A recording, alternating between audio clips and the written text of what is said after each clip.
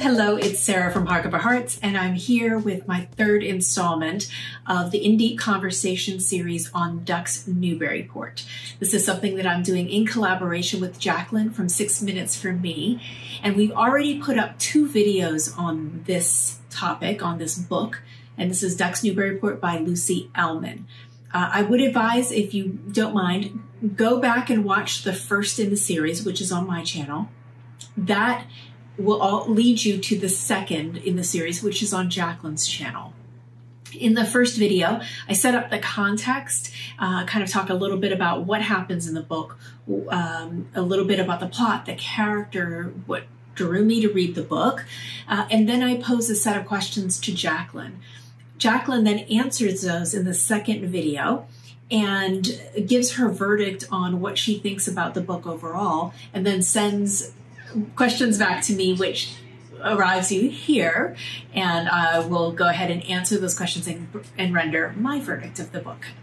So with all that said, let me say that if you are wanting to read this book, or may read this book, or want to know about it but don't want to have anything spoiled, this is not the series for you. The whole purpose of this series is to go really deep so that people who have read the book can have a place to come to discuss it. So often I've finished a book and wanted to talk about it with someone, but my friends maybe have not read it. My fellow booktubers may not have read it. And so we want this to be a place where you can come to regardless of how far in the future you're reading the book. Come here, listen to it, and join in the conversation in the comments below. So with that said, let me jump into answering Jacqueline's questions. So the first question that she had for me was, given that there is little formatting in this and it's entirely a stream of consciousness, how did you approach your reading of this, and how did that impact what you took from the content? What happened for me is that I purchased the book from Book Depository very early on, before it was available in the United States. So I had this huge behemoth arriving at my door and immediately jumped into it. But I also was about to take a vacation. So I decided to also get the Kindle version. I was reading this along with Teresa, who was one of our commenters, and then also Sonia from An Enthusiastic Reader. Sonia just blew through us and was able to make significant progress in a way that I wasn't able to. This one became like my Everest. I had to try different routes to get into it. And I recognized that I couldn't read this the way I read normal books. I couldn't just sit and just binge read. I had to take it in sections and chunks. And even then, my normal methods of highlighting and noting, where I usually use tabs, as you can see, I have different styles of tabs here. I usually use tabs to mark for myself any beautiful passage or anything that I think is going to be relevant to the storyline and or the character. But the way this works with her writing is that it doesn't work that way. We're not in a linear pattern. We're in these kind of anxiety cycles where she'll start with one thought, which will lead to another thought, lead to another thought. But there's patterns to it. And the pattern only runs as you see it, as you start reading through it. So when I went to the Kindle, I thought this will be great. Maybe the Kindle will allow me to contextualize it a little more, and I could get better insight into some of these themes or some of these repeating phrases that kept popping up.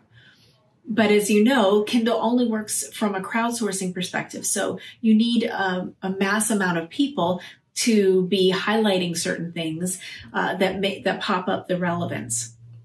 And it was still so new in the publishing that it didn't really add value. Now, I had to slow down. I had to say uncle and beg off the pace that Sonia was able to keep. And I started reading this, though, with my book club, my in real life book club as well. And we all found the same challenge, that we could only read in certain spurts because the material is very heavy. And while it's meditative, it is intense. There's an intensity here because she's talking about the themes of insecurity and survival in myriad of different ways. While I wanted to be here and to spend time with her, I couldn't spend all my time here. It was a little too anxiety making. So this became something that I had to piecemeal together. But what really, really became clear is that I needed to do something that I despise doing, and I needed to write in my book. I realized that this was going to be mine forever. And what I had to do was circle things that were repetitive, themes or threads that she was continuing on with. I needed to pull out references, identify things that I think were going to be of value versus things that were anchors for her that kept pulling her back into either the past or into something that was upsetting for her. And so that ended up allowed me to be a little bit freer with how I was reading the text and gave me a little bit more playfulness in how I approached it, and was tremendously helpful for me in getting through the book. So in this shelter in place, I haven't been getting a lot of exercise, so I am going to try to hold this up the entire time. I think this is good for my arms and shoulders. Next question. You read this with your book club. What were some of the things that surprised you about what the other readers took from their reading? This book is absolutely superb for a book club. If you can find people willing to take on the challenge of reading this with you. For us, we recognized things in it and how we were reading it. We were really thinking about, why is she this way? What is she lacking in her life? She's lacking a lot of things, but what specifically is preventing her from being able to move past some of her anxieties and issues? Because these are things that everyone deals with, but specifically mothers deal with most of these worries and concerns. But why is it really impeding her ability to move forward and to live a full and rich life? And what we found was that she didn't have what we have, which is a sense of community. All she had was Leo, which is her husband. I find also, side note, I think Leo as a name, at the same time that we have these passages of this mountain lioness and her cubs, and the idea, while we're talking about insecurity and survival and the idea of being protected, the fact that her husband's name Leo, I found very, very interesting. I think that this book would make a fantastic PhD dissertation in picking it apart, and I think it's going to be part of our lexicon for a long time. But okay, back to the normally scheduled conversation. So we talked about how community is something that I think she lacks. I think that by keeping all of these things in her head, she's unable to process them as you would with a friend. I mean, even a therapist would be wonderful for her. But specifically a friend that she trusts, that she can expose all of these fears and all of these anxieties and worries and be able to proportionalize them and get a sense of what is in her and out of her control. She's unable to do that because she has cocooned herself so deeply in this kitchen and in this world because of her insecurities. The next question is, would you reread this? Or do you think the magic of this experience would be lost with the benefit of knowing how it ends? I will say I probably will not reread this. And it is because the experience that I had was so specific. And I think also reading it pre-coronavirus, pre-COVID-19, has really marked a place in time for me that I don't think I'll be able to recapture. And so I kind of put this in the same vein as I do with A Little Life, where the experience that I received the first time I read it was so profound and so deep that I can't imagine how it can be replicated by a reread. I just don't think it's possible. So for me, no, I don't think I'll be rereading it, but that doesn't take away what I received from it. Last question is, what do you make of the narrator's isolation and lack of a sense of community? Do you think there's a reason that this resonates with readers, particularly at this moment? As I mentioned, I think her isolation comes from fear, that she's just so overwhelmed with fear, but also she has a huge to-do list. She's constantly on the move and constantly needing to get things done. And I think that she has just cocooned, like I said, cocooned herself into this world and is so intelligent and so bright and clearly has things to say and is knowledgeable. But she has no outlet. And I think the lack of outlet for her is to her detriment. And I think right now we see a ton of people joining Instagram Live and joining YouTube and doing these things to create an outlet for themselves so that they can feel this sense of creativity and purpose and connection with other people. So I think that is incredibly relevant in today, where so many parts of the world are sheltering in place and in lockdown and really trying to stay social distancing appropriately to make sure that we don't spread the virus and overwhelm the health systems. So that means that people are left on their own and having these kinds of thoughts and having these types of concerns. And so I think she's incredibly timely. And I'm really happy that Jacqueline found a portion in here. There were actually a few portions where she talked about viruses. So I think she's almost a little prescient in how she has thought about our society and our challenges in our society with how we survive and dealing with all of the insecurities here. And then now it's time for my verdict. As I mentioned, I find this a tremendous work of literary fiction. I think this is something that's going to be studied and in our future for a very long time. I think it's a current classic. I think it rewards the reader who can put themselves out to read this full amount of material. It's something that enriches as it goes. You start to pull more of these strings and be able to weave together a picture of our narrator and what her life is like through the reading of it, through these what seems like randomness just floating in her head.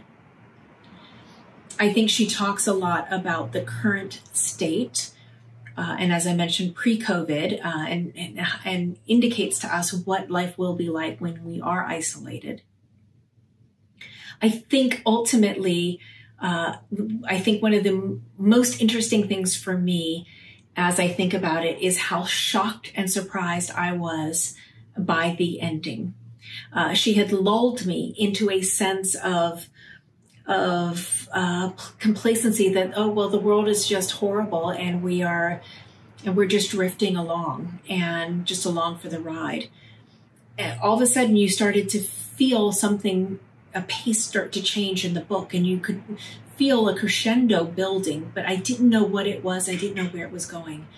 And Ronnie showing up with his gun and taking them hostage in their kitchen was so shocking and yet so obvious. And it reminded me of the famous Chekhov quote, which I thought in my mind was, if you show a gun in the beginning scene, it better go off by the end of the story. But I did some research, and it's actually more interesting than that. So I did a little research on this because it kept sticking in my head. And it turns out the quote is much more interesting. What he said is, remove everything that has no relevance to the story. If you say in the first chapter that there is a rifle hanging on the wall, in the second or third chapter, it must absolutely go off. If it's not going to be fired, it shouldn't be hanging there. I think this is a response to that fundamental statement. And so you could look at that and say, well, that's about editing, and that's about ensuring only what is necessary is there. So the question is, do we need 900 pages? Is almost 1,000 pages necessary? And I think her statement here is these are all urgent matters. Each of them threaten our stability, threaten our ability to thrive and grow, and ultimately survive as a culture and as individuals. And that these are all necessary. And the way she put it together by putting us in the mind of a woman in her kitchen, trying to deal with her business, trying to deal with her family, and all of the challenges that modern life is presenting are crucial parts to this gun going off. It's interesting that she took the literal gun going off. She has layered all sorts of little bombs that could have gone off. It could have been pollution attacking her. It could have been her husband, Leo, losing his job and throwing them into further financial distraction. She could have had a recurrence of her cancer. There were so many crises that were urgent, that were so right there on the threshold of what her life is. Any of those could have been the bomb that had gone off or the gun that went off. But she chose gun violence directed at her and her family. And I think that's purposeful. And I can't imagine that I'm not the first person to draw the Chekhov comparison. But I find that fascinating. And I would love to know what your thoughts are about my conclusion with the Chekhov quote. And when we think about the question of editing and ensuring that you're putting the most important things in, I do think that most of these things that were included in here were very, very important. However, I do agree with some criticism that this probably could have been roughly 200 pages less. I don't think it could be a linear cut. I don't think could be this section dump. I think it would have to be thematic. And so my joke is, did we need all of the references to Alonzo from Little House on the Prairie? Did we need all of them? Could we have lost 3 of them? And then using that as a corollary, where else could we have lost some of the allusions to her past and other things that she's trying to search through and use as opportunity to have conversations about other things. So that is fundamentally my only criticism with the book itself.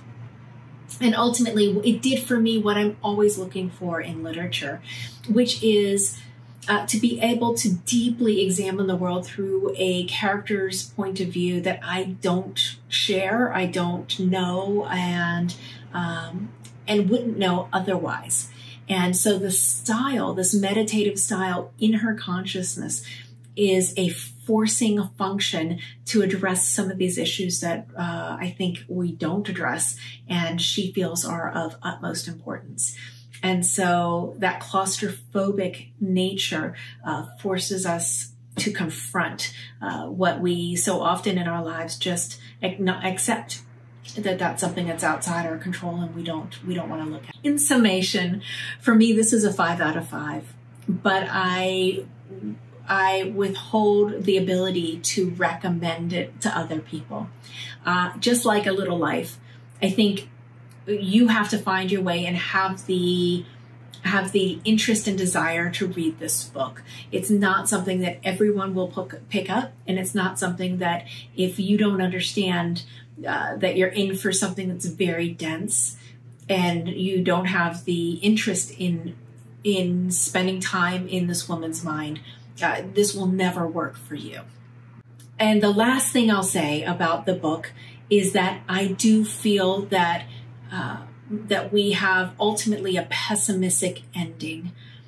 What seems like the crisis has been averted, that we have Stacy coming out as the victor and really showing her mother what she's capable of, and helping her see her in a different way and be inspired by her. Ultimately, just like the lioness and the cubs, we don't truly have safety. We don't have freedom. We may be temporarily protected, but we don't have the fundamentals of life that we really should in order to thrive. And so for me, it's a very pessimistic ending that looks optimistic at first blush. But I would love to know your thoughts. Please, please let me know in the comments below if you've read it, what your thoughts are, if you enjoyed the book, if you did not, and if anything that Jacqueline and I said have made you look at the book in a different way. I would love to know that as well. Thank you so much for watching, and I look forward to talking to you in a further In Deep conversation. Bye.